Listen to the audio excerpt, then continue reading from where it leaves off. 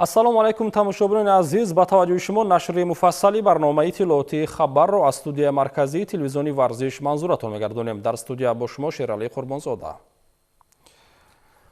дар шаҳри Душанбе аввалин конгресси Конфедератсияи гӯштини Осиё ва Уқёнусия доир гашт. Дар он роҳбарияти Федератсияи гӯштингирии Тоҷикистон, намояндагони Шӯрои Олимпии Осиё, Федератсияҳои гӯштингирии кишварҳои хориҷ ва дигар ниҳодҳои варзишӣ иштирок намуданд. Тафсилоти бештари мавзӯъ дар гузориши ҳамкоронамон.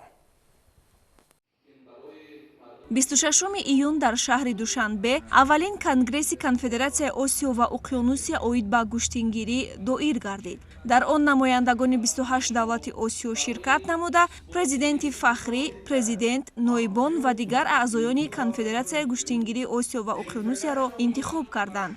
Нахуст президенти Федератсияи гӯштингирии Тоҷикистон Лоиқ Бегиҷонзода ҳамаи меҳмононро ба Тоҷикистон хайрамақдам гуфта, иброз намуд, ки ташкили чемпионати Осиё оид ба гӯштингирӣ ин аввалин қадамҳо дар самти ҷаҳонишавии гӯштини суннатии тоҷикӣ буда, раванди рушду густариши он зери таваҷҷӯҳи пешвои миллат муҳтарам Эмомалӣ Раҳмон ва дастгириҳои ҳамешагии раиси шаҳри Душанбе муҳтарам Рустами Эмомалӣ қарор дорад. Сипас конгресс ба кори худ шурӯъ карда, тибқи овоздиҳӣ номзадҳо ба вазифаҳои болозикр интихоб карда шуда. Ҳамин тариқ раиси Маҷлиси Миллии Маҷлиси Олии Ҷумҳурии Тоҷикистон, раиси шаҳри Душанбе муҳтарам Рустами Эмомалӣ, президенти фахрии Конфедератсияи гӯштингирии Осиё ва Уқёнусия интихоб карда шуд.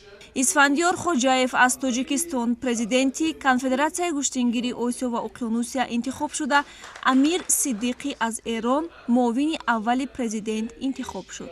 Ҳамид Фармон аз Кувайт ва Ҳеёнг Сикбае аз Кореяи Ҷанубӣ ноибони президент интихоб гардиданд. Инчунин бо овоздиҳии якдилона дигар аъзоёни конфедератсия интихоб карда шуданд. миннатдории худро ба мизбонон ва меҳмонон ва интихобкунандагон мерасонем. дар оянда ният дорем гӯштини миллии тоҷикӣ ки ватани аслии он Тоҷикистони азизи мо аст, боз ҳам дар арсаи байналмилалӣ хубтару беҳтар муаррифӣ намоем. Дар оянда нақша дорем, ки чемпионатҳои Осиё оид ба наврасон, ҷавонон, калонсолон ва занон баргузорӣ намоем. курсҳои омӯзишӣ барои қоидаҳои гӯштингирӣ баргузор намоем ва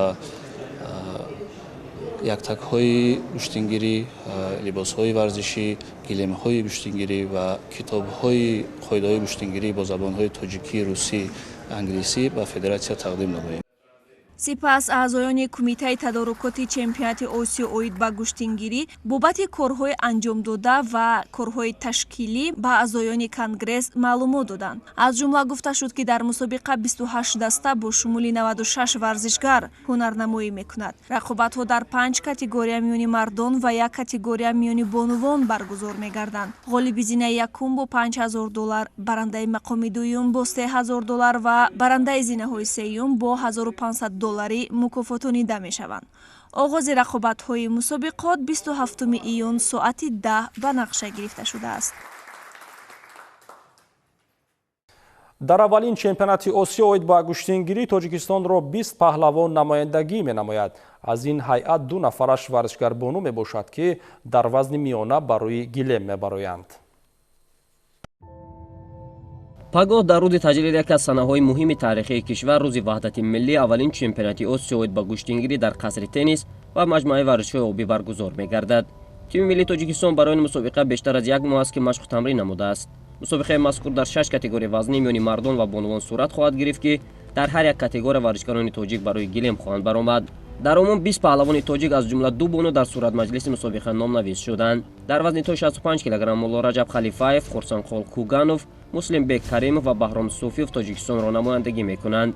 дар ин вазн ҳамаи варзишгарони тоҷик имкони ба даст овардани ҷавоизи ифтихории мусобиқаро доранд, чунки варзишгарони зикр гардида ба истилоҳи гӯштингирони элитаи кишвар ба ҳисоб мераванд. Наврӯзи Каримзод, Абдуллои Ориф, Фирдавс Олимов ва Муҳиддин Асадуллоев дар вазни то 71 кг муаррифгари кишвари мизбон хоҳанд буд. در وزن تا 78 کیلوگرم نیز 4 ورزشکار رحمت‌الله‌بک فرهادوف، حیدری سعید کبیرزاده، میرزا جمیل رمضانوف و تویچی شریفов برآمد میکنند. حقنظر نظرов، همروز رجبov، کرامت‌الله حکیمov و عمر رسولov در وزن تا 86 کیلوگرم تاجیکستان را معرفی‌گر خواهند بود. در آخرین وزن میانی مردان وزن اضافه 86 کیلوگرم دو ورزشکار از تاجیکستان خورشید مجیدوف و رشید زیابکov برای گلیم خواهند برآمد. در یگانه کاتگوری وزنی میانی بانوان وزن تا 52 کیلوگرم شویده قلندرova و روزافزون بگنظرova با پهلوان بانوانی از کشورهای ایران، مغولستان، ویتنام، قرقیزستان و ازبکستان دست به گیر بان خواهند شد. چمپیونات آسیا 27 ایون در قصر تنیس و مجمع ورزشی آبی برگزار شده. مرحله مقدماتی ساعت 9 صبح شروع می شود.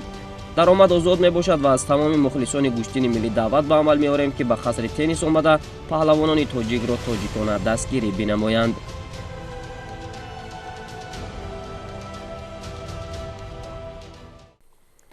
منتخب گوشتنگیری ایران یکی از تیم‌های قوی اولین چمپیونات آسیا به حساب می‌رود. منتخب ایران با هیئت کامل برای اشتراک در اولین چمپیونات آسیا اوید به گوشتن ملی عازم پایتخت کشور شهر دوشنبه شد که همکارانمان از جریان پیشواز ورزشکاران اطلاع می‌دهند. تیم ملی گوشتن ایران جهت اشتراک در اولین قهرمانی آسیا اوید به گوشتن ملی تاجیکی نیمه دوم روز گذشته تاریخ خطسری تهران دوشنبه به مکان برگزاری مسابقه آمد. تیم ملی ایران با رهبری رئیس فدراسیون گوشتن امیر صدیقی با تیاری جدی به تاجیکستان آمده است. ورزشکاران کشور ایران از گوشتن ملی تاجیکی خیلی خوب برخوردار می باشند و به گفته رئیس فدراسیون کشتی به مانند گوشتنگیری تاجیکی در ایران رونقی به‌میلان دارد. خیلی خوشحالم که امروز در شهر زیبای دوشنبه در کشور بسیار خوب تاجیکستان حضور دارم. من امیر صدیقی هستم، رئیس فدراسیون. ما اینجا با 10 ورزشکار مرد و 2 ورزشکار زن در این مسابقات شرکت کردیم. بچه‌ها تمرینات بسیار خوبی رو در شهر بوجنورد، استان خراسان شمالی در ایران داشتن. بعد از اون که خودشون آماده کردن به تهران آمدن رو از تهران به اینجا آمدیم. ورزشکاران ما خب در ایران ما رشته‌های کشتی متفاوتی داریم، از جمله کشتی چوخه که این رشته‌های ورزشی مثل چوخه، مثل کوراش، مثل کشتیگیری اینا بسیار به هم نزدیک هستند. هم از فنونی که استفاده میکنن، هم از نوع تمریناتی که دارن. به همین خاطر ورزشکاران به صورت مشترک در این رشته‌ها فعالیت میکنن. هم در ایران هم مسابقات بسیار بزرگی به صورت محلی برای مسابقات کشتی داخلی بومی ایرانی هم برگزار میشه و این رشته‌ای که امروز تاجیکستان حمایت میکنه و من مطمئن هستم به نتیجه های بسیار خوبی هم در سطح بین المللی خواهند رسید، رشته ارزشمندی هستش که میتونه در آینده نقش جدی در ورزش جهان داشته باشه.